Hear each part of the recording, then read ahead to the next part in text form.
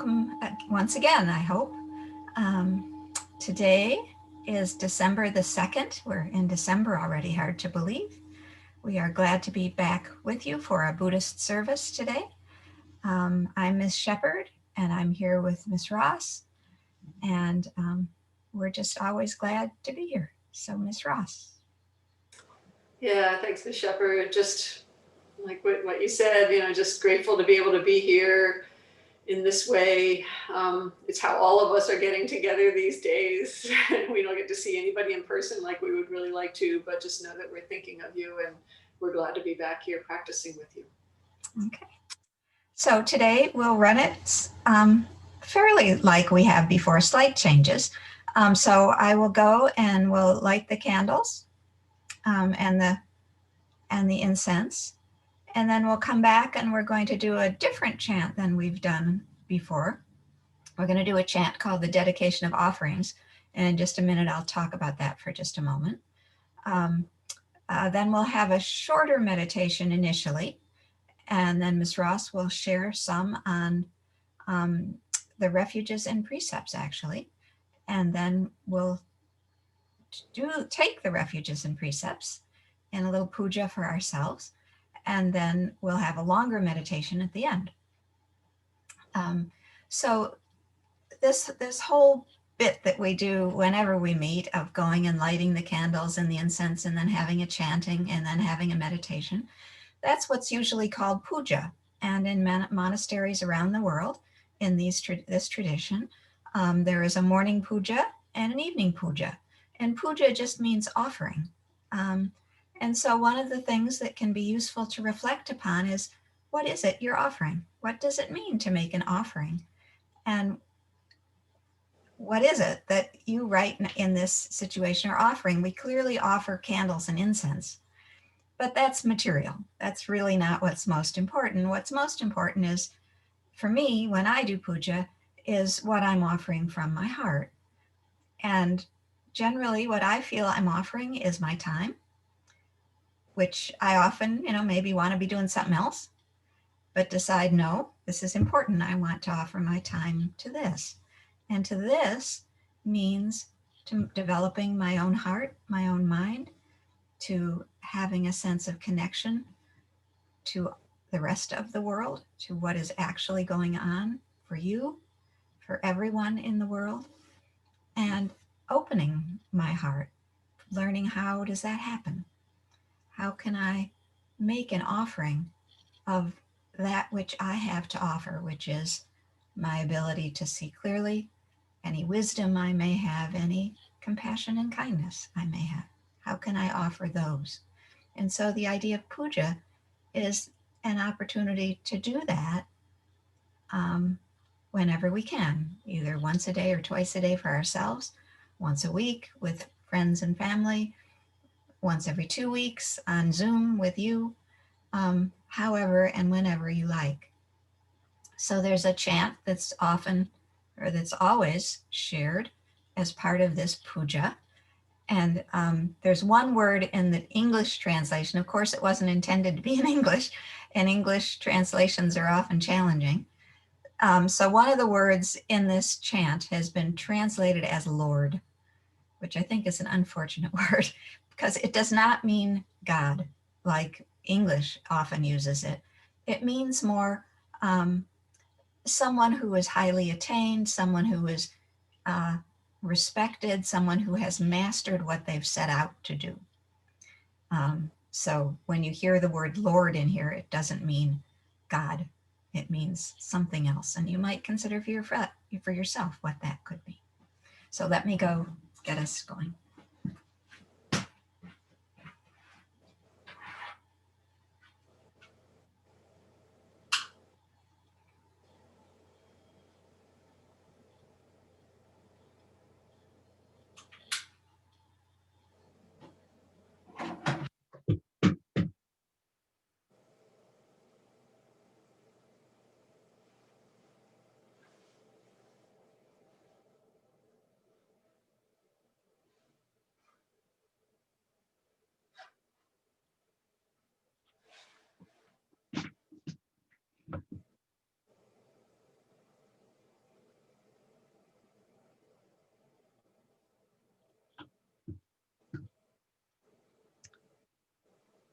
So this also includes a little bit of bowing, and again, that's always voluntary. To the Blessed One, the Lord, who fully attained perfect enlightenment, to the teaching which he expounded so well, and to the Blessed One's disciples who have practiced well, to these, the Buddha, the Dhamma, and the Sangha, we render with offerings our rightful homage. It is well for us that the Blessed One, having attained liberation, still had compassion for later generations. May these simple offerings be accepted for our long-lasting benefit and for the happiness it gives us. The Lord, the perfectly enlightened and blessed One, I render homage to the Buddha, the Blessed One. The teaching so completely explained by him, I bow to the Dhamma. The Blessed One's disciples who have practiced well, I bow to the Sangha.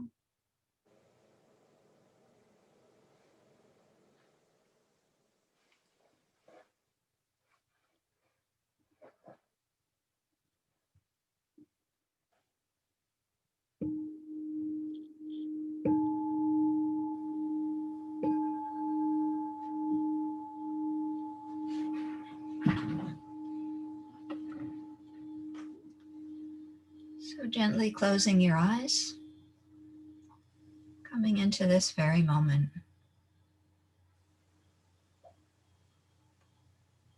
Perhaps letting the words of our offering settle into the heart. What does it mean to make an offering to the Buddha, the Dhamma, and the Sangha?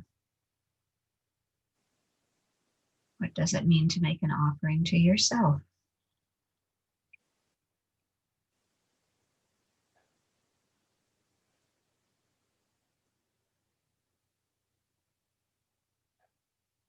Perhaps making a commitment to yourself to take this time to cultivate the heart.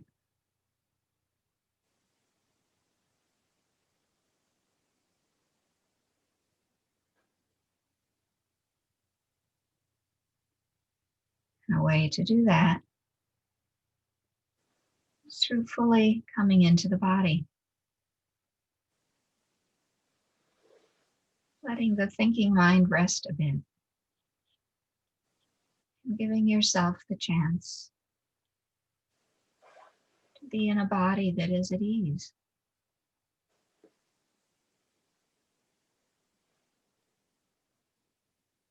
So considering how you might allow the body to relax a bit more than it is.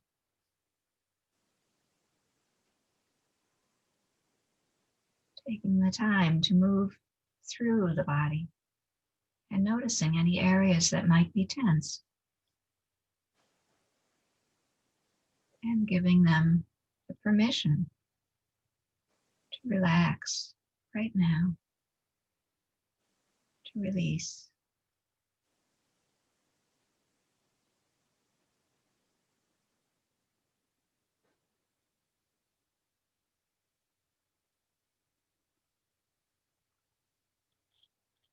Noticing what the breathing is like. Allowing it to also be easeful, soft, maybe a bit slower. Not forcing it, but recognizing if there's a way it actually would feel easier if it were slower.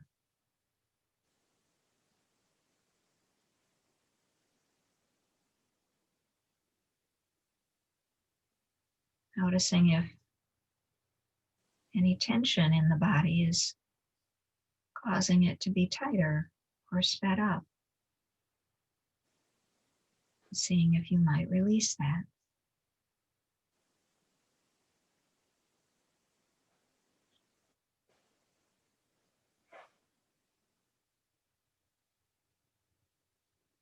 Just letting yourself settle, however much is possible in this moment.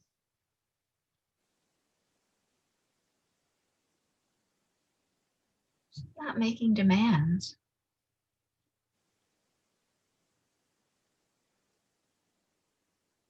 but also offering the opportunity to relax a bit more, to let go, to drop the thinking, and just be in this very moment.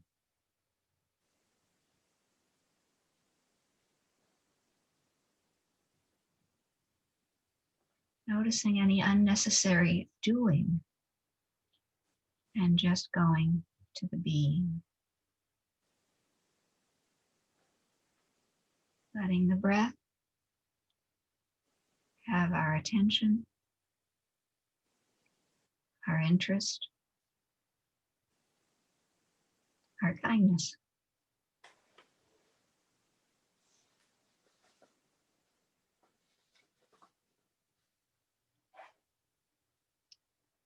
Just breathing in and breathing out. That's all. Nothing more needed right now. Just breathing in and breathing out.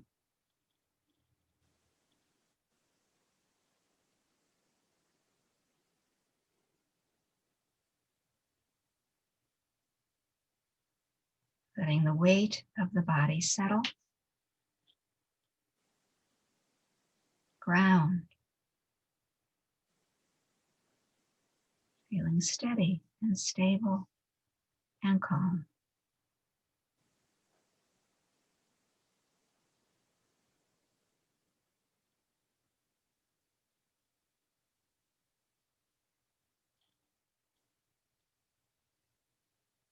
Breathing in, breathing out.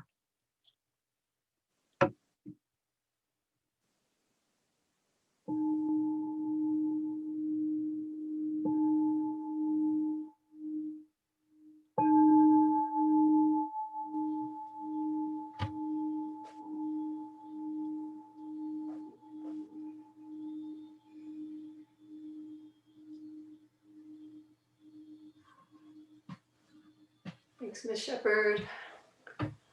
And you might want to just reflect on what your experience was in that meditation and how the mind was, how the body is now, what you might have observed. And that idea of grounding, of that aware presence of the breathing, of the body, grounding in that. So grounding in this mindfulness is one of the meditation techniques that we practice, and we also try to take out into the world. And we can think of our meditation practice as something that we can take refuge in, right?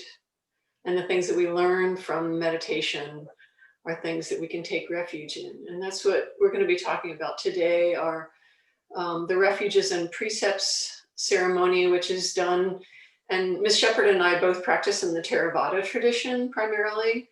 And so what we're doing today, the chant that was at the beginning, and the ceremony that we'll do today is in the Theravada tradition. But all of the Buddhist traditions have their own version of this. Whether you do Zen or Vajrayana or Pure Land or whatever, Nichiren, they all have some version of this kind of practice where we do a ceremony, we make the offerings that bring us together. And the reason that we do this is it reminds us of our good intention in our practice, right? It reminds us of why we're doing this. You know, a lot of times we'll just sit down and meditate and we don't think about why, but really like taking the time and doing this can help us reground in our intention to do this. And so that's beneficial, and it helps us remember that we do have our inherent wisdom, even though sometimes we go off off track. Sometimes we can get regrounded and take refuge in that. And also in doing these kinds of rituals, whether Theravada is your original way of practicing Buddhism, or whatever your spiritual practice is, um, just this coming together, no matter how you normally practice, just coming together and doing these kinds of rituals and knowing that other people around the world, millions of people around the world, are doing the same thing. When we're feeling isolated like we do right now in this time of COVID, it's a really wonderful way to remember that we're not doing this alone, that we're all doing this, and that there's lots and lots of people, millions of people who are trying to figure this thing out, how to be human with less stress. And that's a real comfort, it's a real refuge. And so that's one of the things we'll talk about, that we can take refuge in, is knowing that others are doing it. So the reason, you know, this may seem all kind of weird, you know, if you're not practicing this way, you know, and you're sitting wherever, if you're in a group or if you're watching this alone, in your where you reside, wherever you are, that's why we do this. And maybe if you're sitting in a group with others, you're going to feel uncomfortable at some of the ceremony stuff, you know, like doing chanting or something, or bowing. So just do whatever works for you. This isn't meant to make anybody feel weird, or like if you don't want to do it, that there's something wrong. But even if you don't want to actually do it, you can just listen to the words and take it in, and just think about the intention behind the words. And that's really what we're trying to do with all of this. So that's kind of the preface. And so there's two parts to this ceremony that's done routinely in the Theravada tradition. I practiced Zen for a while. We did something, you know, a similar kind of ceremony every time we get together to practice. So again, all the traditions do something like this. But in Theravada, one of the main things that we take refuge in are what we call the triple gem, or the three jewels, or it's the Buddha, the Dhamma, and the Sangha. So Dhamma is also Dharma, if you know the Sanskrit word. We do this thing in Pali, which I'll get to in a little bit. But the Buddha, the Dharma or the Dhamma, and Sangha. And these are our three refuges. And a refuge is just a safe place where we can feel grounded, right?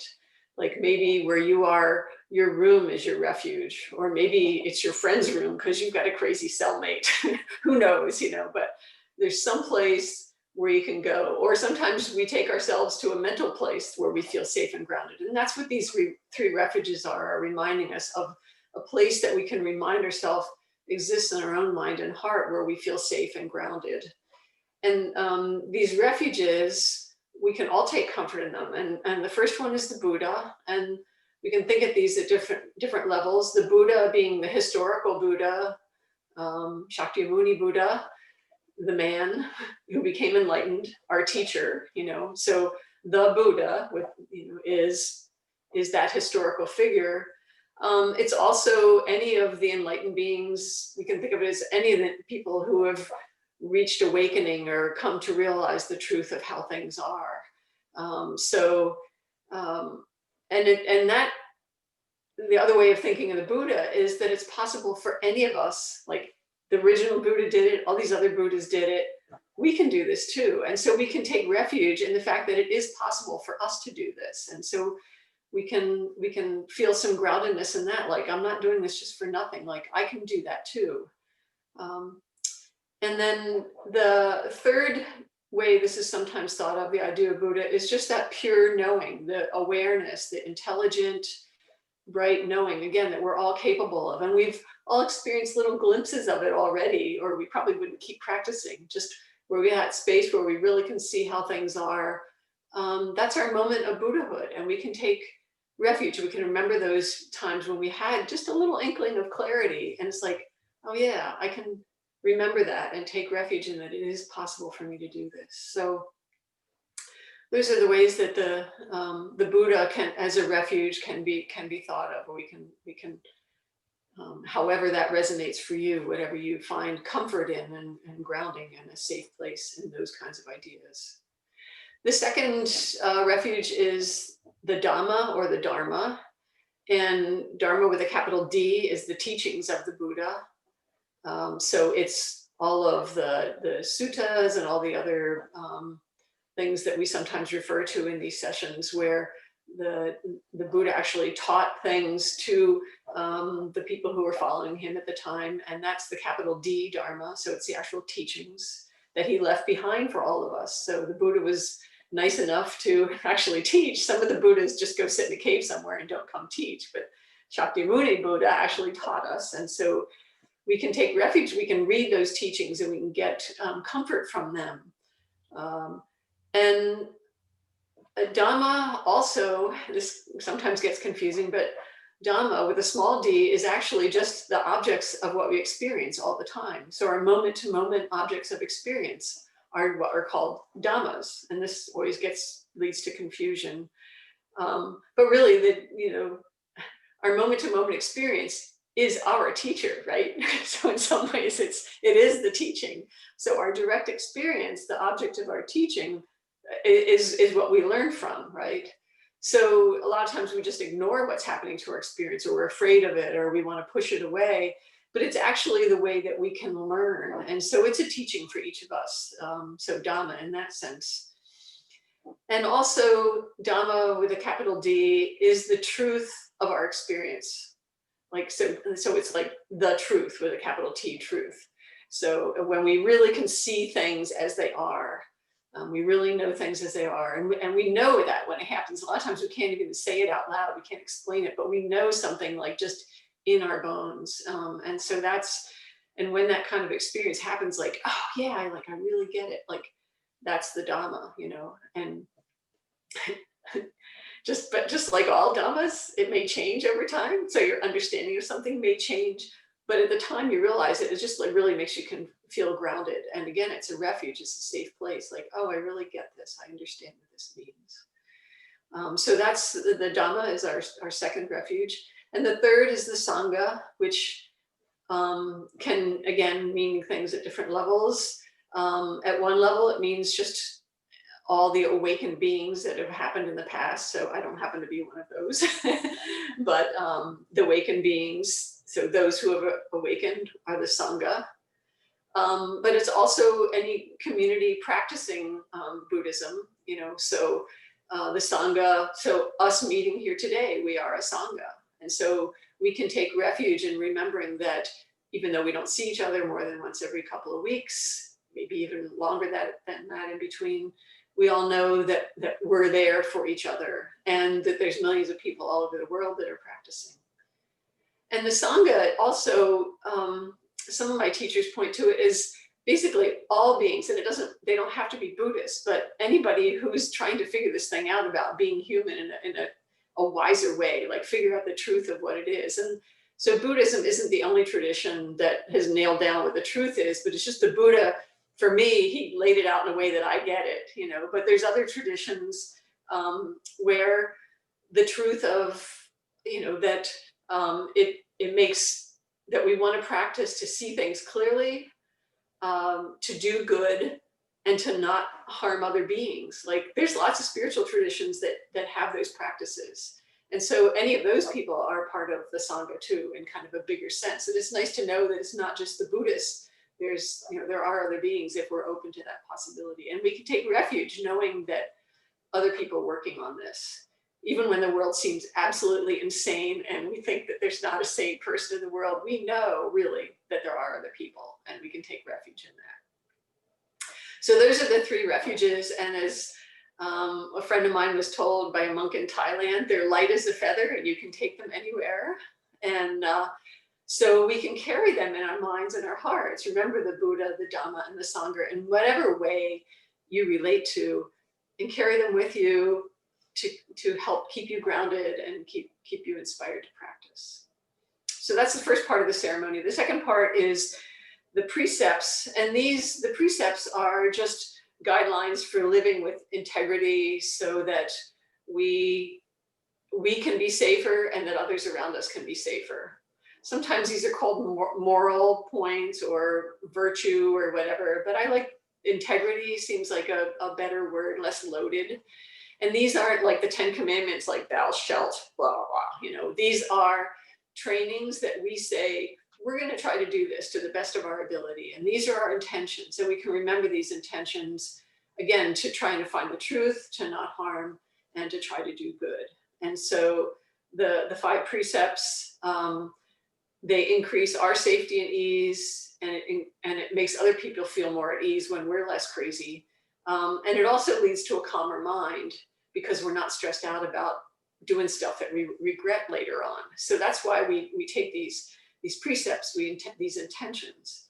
So we have the intention to refrain from killing or harming, the intention to not take what isn't given to us. So basically the intent to not steal, the intention to not misuse our sexuality because so much damage is done through that sexual energy urge. We can harm ourselves and others. So we try not to do that. The intention to not use false or harmful or divisive speech. And this is if you do nothing else, like this is the one. My teachers always say, like, go for the mindful speech, you know, like don't say something, you know, is going to piss somebody off or tear two people apart or set one person against another or lie that you're going to regret later on because you can't remember what you lied about to this person versus this person. It just makes life way too stressful. So watching our speech is like a huge way to decrease the stress in our life.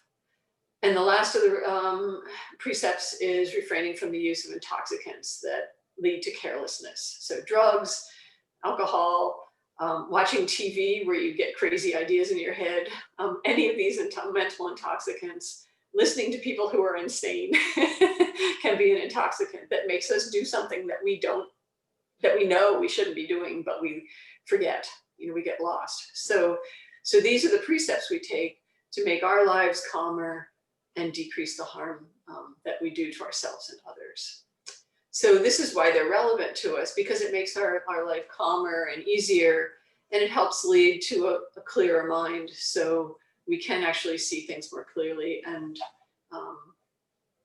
lead to our awakening, which is, you know, ultimately what we're going to hope for. So that's kind of how I work with these. Ms. Shepherd, how do you work with, or how have you learned the intention of these? Yeah, thank you, Ms. Ross. So this is a wonderful topic. I think we can always just actually stay with the refuges and precepts for our whole practice, and that would lead us all the way to awakening.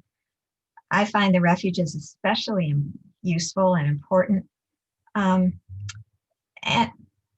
because just as Ms. Ross said, the refuges as well as the precepts are about safety. And what it's encouraging us to consider is where is true safety? Where is the source of real safety? That, you know, we often think it's a particular house or a particular person or a particular place. But the Buddha is reminding us that those things are not reliable sources of safety. They change, right? Houses can get knocked over in hurricanes. Friends can decide they don't like you. Those things are just not reliable. And the Buddha says there are 3 reliable refuges, places of safety, places we can count on. And that is the Buddha, the Dhamma, and the Sangha. And again, as Mr. Ross said, you know, there's this sort of mundane historical way to think of those, as the Buddha is this person who lived 2,600 years ago, and the Dhamma is the teachings he left behind, these thousands and thousands of suttas. And the Sangha is those people who have continued this teaching over 2,600 years in order that we could have it. If there hadn't been all of those people continuing to practice in this way, none of us would have access to it. So those are important, and they are actually inspiring. But it's not so easy to see how those offer us safety, right? How does somebody living 2,600 years ago offer me now safety? And so the transcendent way to think about these, the spiritual, I think, way to think about these refuges are as the Buddha as wisdom that was evidenced in the teachings of the Buddha, but wisdom that we have in our own heart, that we can remember the times when in fact we did act with wisdom, that we did bring forth what the Buddha was pointing at. So wisdom, knowing how to connect with and remember what is wise action, is a place of safety. The Dhamma is seeing, it's the historical teachings, the teachings that we learn from still to this day, things like the lists of the precepts and the 3 refuges, but more internally, more transcendentally, it is seeing things as they are, seeing the truth of the world, seeing things with clarity. And once again, knowing that we ourselves have that ability, that there have been times where we've been able to step back from a situation, drop our identification, drop our views and opinions, and just see, oh, what's happening is that person is angry at that person. It's not about me, it's not about them. That's just what's happening. And that's a place of safety too. Being able to see clearly what's actually going on gives us the wisdom to know how to respond. It gives us the facts, the data. You know, all this talk about the pandemic, everybody's wanting the data and the facts. That's what the Dhamma is. The Dhamma is facts. And knowing facts is a place of safety. It gives us the truth so that we can know what to do. And then the Sangha, these people, all these generations that have been able to continue this practice for our benefit so that we can use it. The Sangha is really beauty or virtue. It's goodness. It's the Sangha represents that ability to live a life that offers kindness, goodness, generosity to oneself and to others. And of course, again, realizing that we ourselves in our very own heart and mind have that capability to connect to virtue, to beauty, to goodness, to express, to be a source of beauty, goodness, virtue. And that makes a huge difference for ourselves and for other people. So there's a beautiful Dhammapada verse I want to share that I find very helpful, that really speaks to this.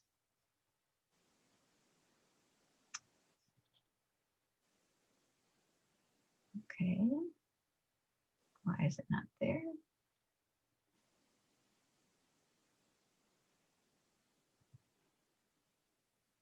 Got too many pages open. So Ms. Ross, are you seeing the Refuge Supreme? Okay, but now I wasn't, now I am. So this is a Dhammapada verse. Some of you have copies of the Dhammapada. It's numbers 188 to 192. You might want to take a look at it. And it's usually titled The Refuge Supreme. And I'll read it and then talk briefly, and then we'll go back to do the ceremony. They go to many a refuge, to mountains and forests, to park and tree shrines, people threatened with danger. That's not a secure refuge, not a supreme refuge. That's not the refuge having gone to which you gain release from all suffering and stress. But when having gone to the Buddha, the Dhamma, and the Sangha for refuge, you see with right discernment, right wisdom, the 4 noble truths: stress, the cause of stress, the transcendence of stress, the cessation of stress, and the Noble Eightfold Path, the way to the stilling of stress. That's a secure refuge. That is the supreme refuge. That is the refuge having gone to which you gain release from all suffering and stress.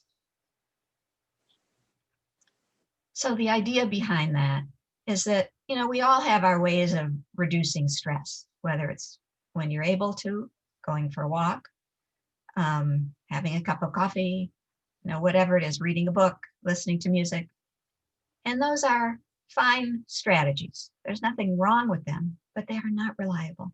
They are not a refuge supreme. What this teaching is pointing us to is that the secure refuge, a refuge we can count on, is wisdom, the truth of how things actually are, and goodness. That those are refuges we can go to in any condition, in any situation, that will always be there for us because they reside in our very own heart and mind. So, Miss Ross. Yeah, great. Thank you, Miss Shepherd. So we'll do the ceremony now that we've talked about. We didn't want to just jump into the ceremony. We wanted to talk about kind of what we're doing here. And some of you may have done this or something similar. If this isn't your tradition and all of this ceremony stuff is too many words and too much blah, blah, blah, just, don't try to read along or practice along with, but just listen to the words maybe, and just, and the interesting thing about this ceremony is part of it is in an ancient language, which is Pali, which is related to Sanskrit. It's a language from India from a long, long, long time ago. Nobody speaks it these days except Theravada Buddhists in these kind of ceremonies. But the reason that we continue to practice in this ancient language, one is practicing in these old languages like Sanskrit and Pali are actually, it's said, those who practice in this, that actually the language itself, the resonance, the vibration of the words themselves have a spiritual meaning. So this is a spiritual language rather than talking English or something like that. So that's one of the reasons that we do this, because it has, the words themselves have some resonance. But also we're carrying on this tradition of like 2,600 years. It's a way of connecting with those people from ancient times who were so wise, that and their teachings have come through the ages. So to honor them, we still speak in their language when we're doing these kinds of rituals. It's kind of like I hate to equate this, but like with the Catholic Church, used Latin forever. Well, probably most of you don't remember, but I'm old enough to remember when they still used Latin in the Catholic Church, because it carried on a tradition, and that's part of what using Pali. And so if that whole thing, especially if you're a recovering Catholic or something, if that whole idea of carrying on a tradition just because it's ancient, it turns you off, then just listen to the vibration of the words and don't, just let that go. And when we get to the English part, listen to the English. So this is where we get to practice with, if that turns you off, you get to practice with your dislike of that or your frustration that this is too much stuff, I can't learn this language. Just like notice, okay, the mind confused is like this. And so it's another opportunity for us to practice. And believe me, when I first started doing this and people were talking in Pali, I'm like, this is insane. I'm never going to get this. And now I think it's really beautiful. And Miss Shepherd, you probably had the same experience. So just go with a sense of curiosity and a sense of humor and openness. And that's what this whole practice is about. And noticing when we're frustrated and noticing when we find it to be really beautiful. So the part that's in Pali, we'll put the words up on the screen here, but I just want to do that disclaimer before we start. Pali is mostly it's you see what you say. The only thing that's weird that you really want to be aware of is in Pali, when you see a V, it's actually pronounced like a W. So so you'll see the first thing under the three refuge, it's Namo Tassa Bhagavato Arahato, not Bhagavato. So that's the only really weird pronunciation. The rest of them, you can just kind of pronounce what you see. And again, if it gets really frustrating, you can just listen. And for the Pali part, I will say the words first, and then you will repeat afterwards if you want to actually do this. So when we get to the Pali part, it will be call and response. So I'll say it first, and then I'll say it again with you. So first we'll be doing. Ms. Ross, I could be the responder if you'd like. Okay, yep, that works. That works good.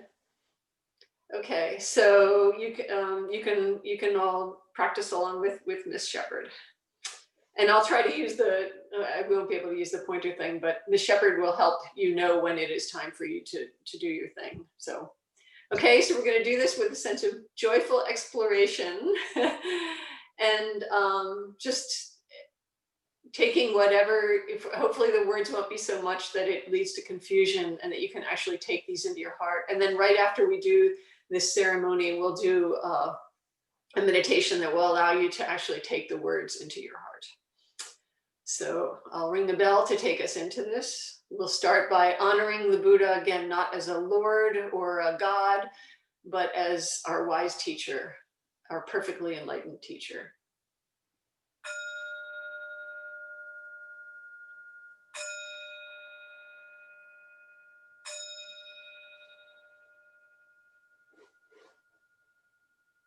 So we'll start by honoring the Buddha, and I'll sing it in Pali, and then you can respond back.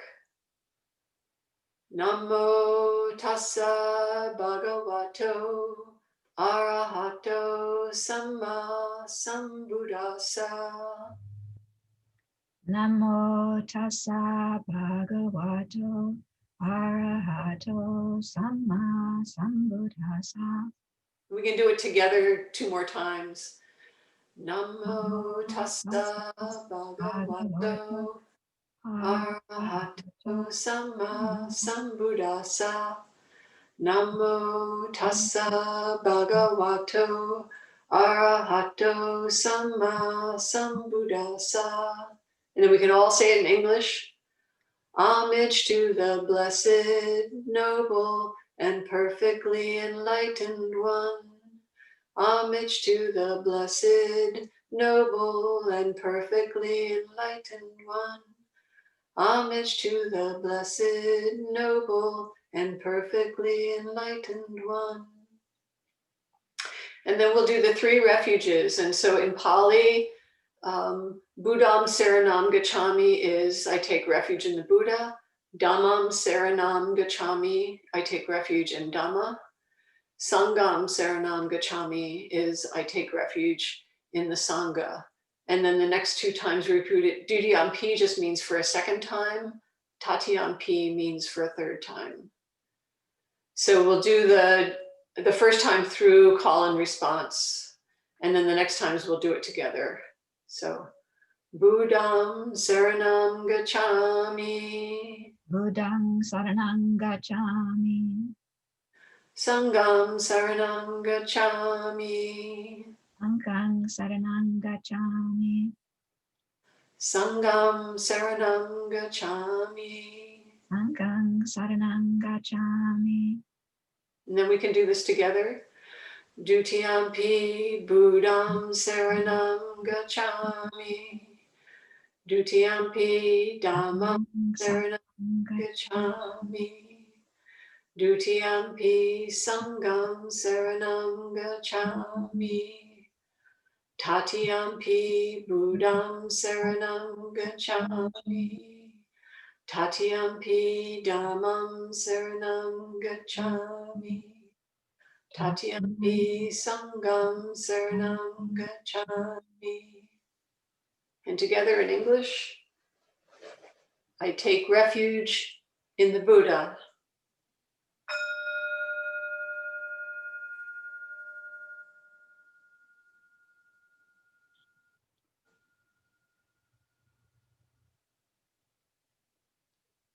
Second refuge, I take refuge in the Dhamma.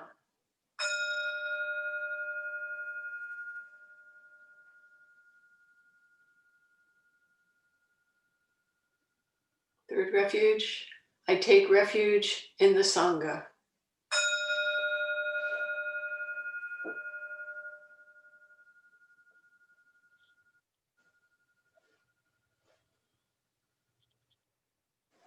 And then we'll do the 5 training precepts.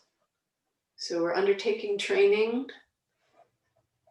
And again, there's 5 of them. They're in Pali first, which we'll do as a call and response. And then we can say them together in English and then just reflect on each one. So the first precept, Panatipata Veramani. Panatipata veramani. Sikapadam Samadhyami. Kappadang samadhyami. And together, I undertake the training to refrain from harming living beings.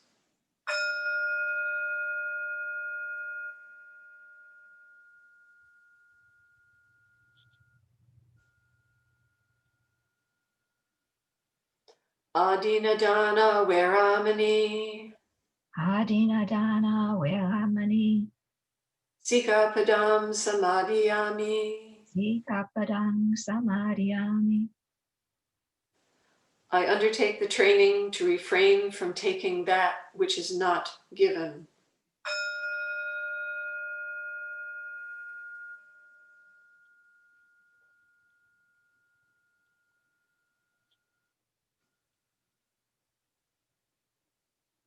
Third precept, Kamesu Michachara, Kamesu Michachara, Veramani Sikapadam Samadhiyami.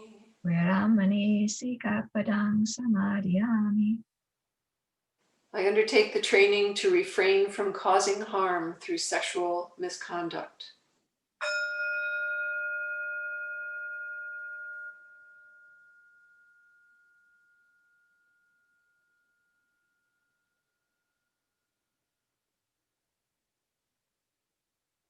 Fourth precept, Musawada Veramani, Musawada Veramani, Sikapadam Samadhiyami. Sikapadang Samadhyami.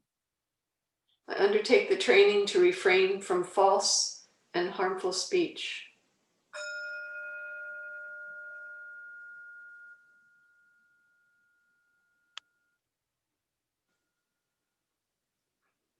The fifth precept, Surya Merya, Suramaraya, Maja Pamadatana, Majapadatana, Veramani Sikapadam Samadhiyami. Veramani Sikapadang Samadhyami.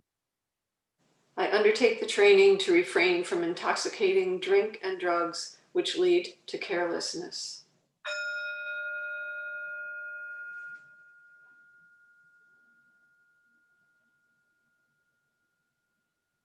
And this last line just states our desire or intention. Idam me silam, Idan me silang, magan palanyasa, Magabalalanyasa, pachaya hotu. Pachayo Hotu. May my conduct lead to attainment of the highest fruits of liberation.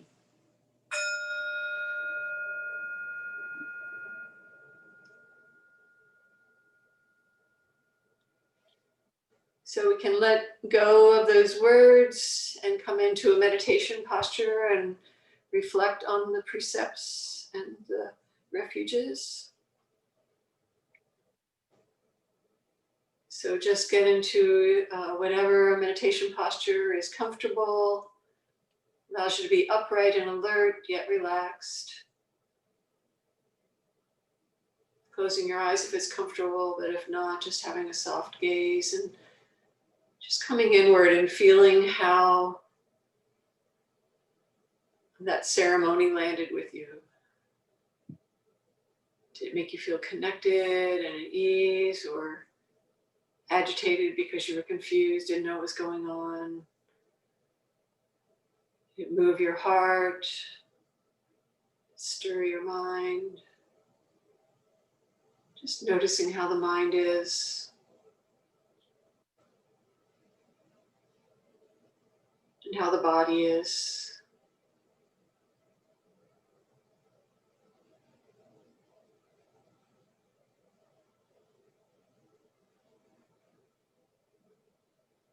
And then letting that go. And we can set the intention in this meditation session to remember our good intention in our practice. We take the precepts because of our good intention to live a life of integrity that leads to calm and ease for ourselves and others, or calmer mind, more wisdom. And we can also set the intention to remember what supports us, the refuges that help support us, the Buddha, the Dhamma, and the Sangha. So we can begin by Recalling the refuges, these safe havens that keep us grounded, allow us to transcend our experience.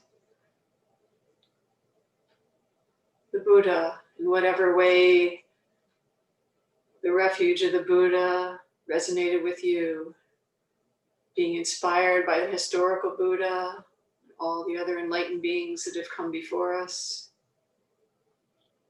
or the possibility that we're possibly can do this enlightenment thing ourselves, or the Buddha just as this wise knowing, the awareness of how things really are, pure intelligent awareness. Reflect what the Buddha might mean to you in a way that gives you refuge or a safe place.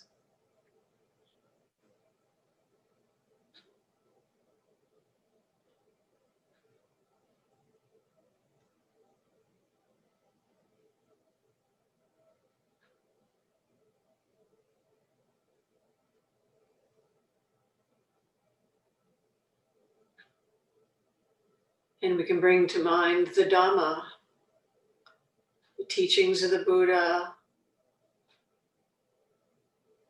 our everyday objects of experience that teach us the truth of experience. The Dhamma as the absolute truth of knowing things just as they are, mindfully in this moment, without fear or aversion, just understanding how things as they are that lead the way to enlightenment, to seeing things as they really are. So what inspires you? What keeps you grounded? Maybe it's the teachings themselves. Maybe it's your own direct experience, seeing the truth of things. What can you take refuge in as the Dhamma in this moment?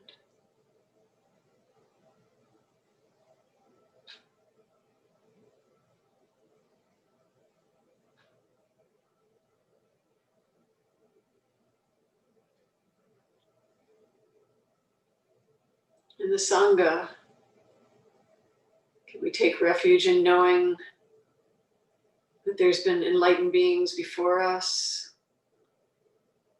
We take refuge in this community of others practicing this way? Or can we take the transcendent Sangha, that open heart, wise open heart?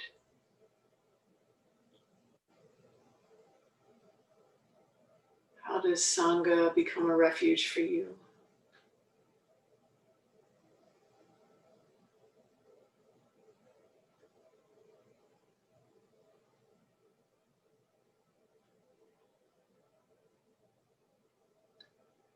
And we can reflect on the precepts, these guidelines for living with integrity, the practices that we make as our intention. And we can remember when we have done this. A lot of people with the precepts, all they do is remember when they haven't met their precepts, their intentions.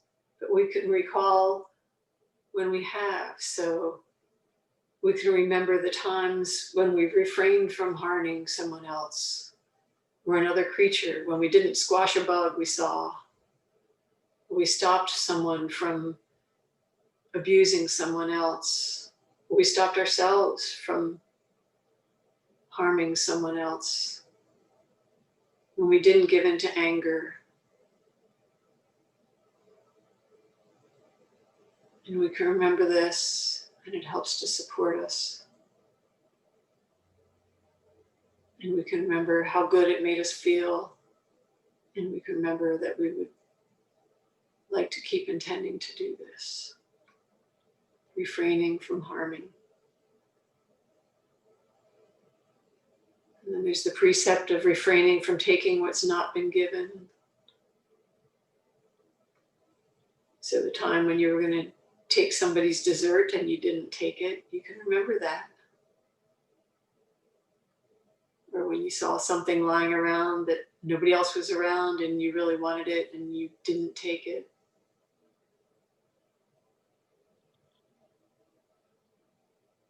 Just remembering times when we refrained from taking which was not given to us. Or even when we ask somebody before, okay, may I have that? Instead of just taking it. There we refrained from taking what's not given, or asking permission.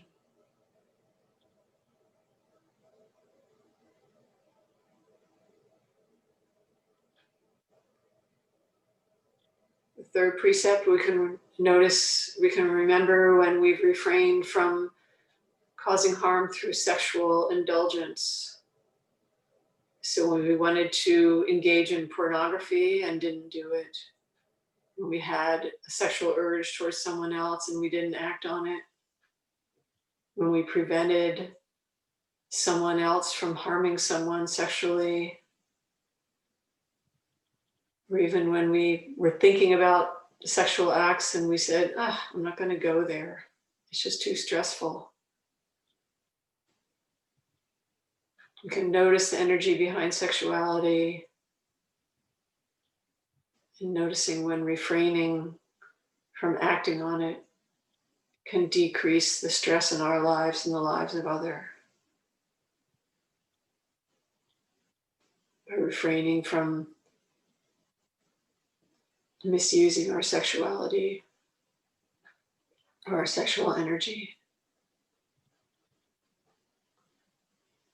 And there's the fourth precept of refraining from false, harmful, divisive speech. So refraining, the time you refrain from lying, maybe you just didn't say anything, but you didn't lie. Or when you wanted to say something harmful and lash out at someone and you didn't do it. Or you had the opportunity to turn someone against someone else by what you were about to say and you didn't do it.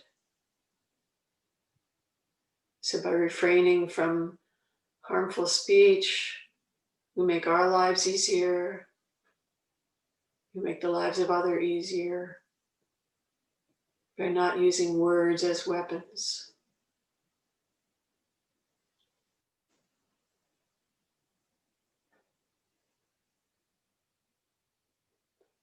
And we can remember when we've kept the fifth precept of refraining from using intoxicants that lead to carelessness.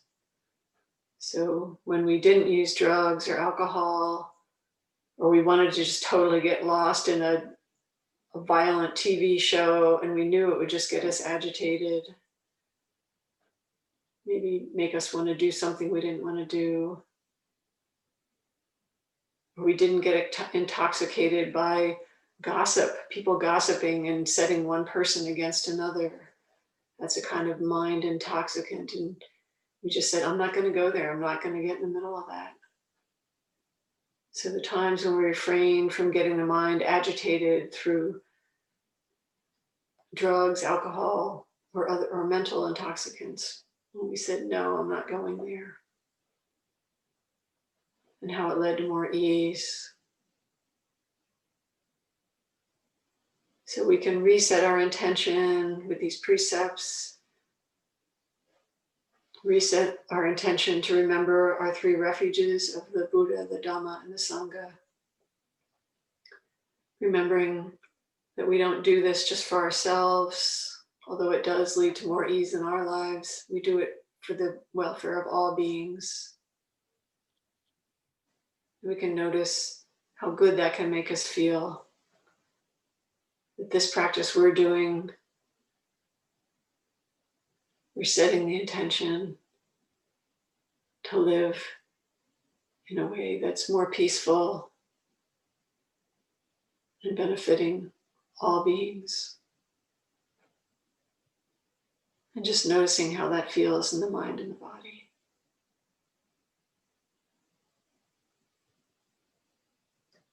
And we keep practicing with this intention.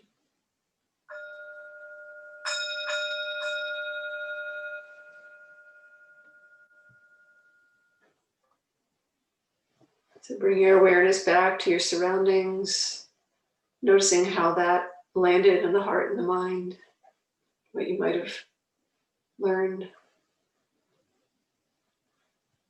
observed. And then letting it go.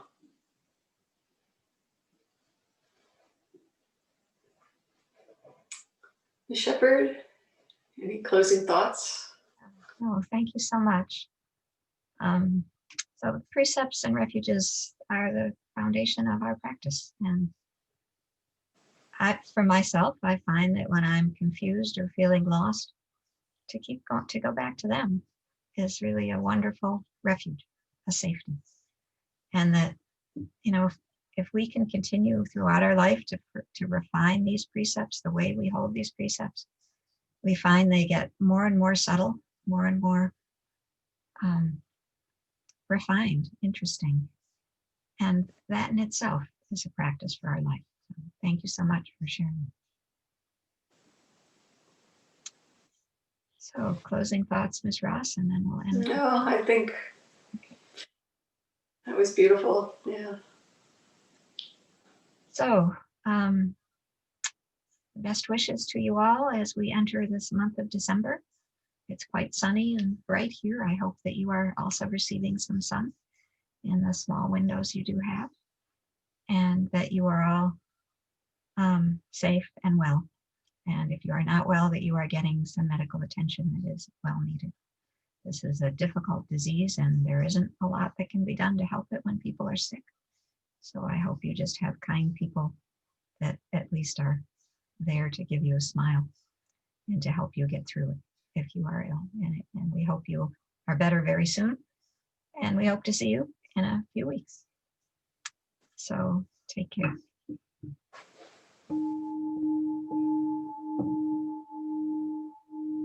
Be well.